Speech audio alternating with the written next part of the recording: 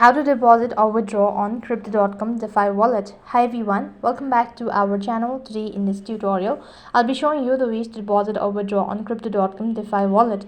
So in order to do that procedure, first of all, go and log in into your crypto.com account. And when you're logged into your account, that is going to take you to the home page. Then what next you have to do is you just have to go ahead and press the withdraw button if you are withdrawing it. On the other field, you need to enter in the recipient details or the destination where you actually withdrawing.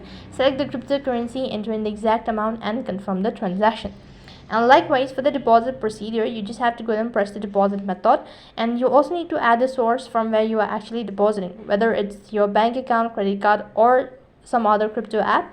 When you select that and enter the exact amount that you're depositing and select the cryptocurrency asset, all of that, and confirm the transaction, then you'll have successfully withdraw as well as deposited crypto.com DeFi wallet. That is all for this video. I hope the video was helpful. Make sure to like, share and subscribe to our channel. Thank you for watching. See you in the next video.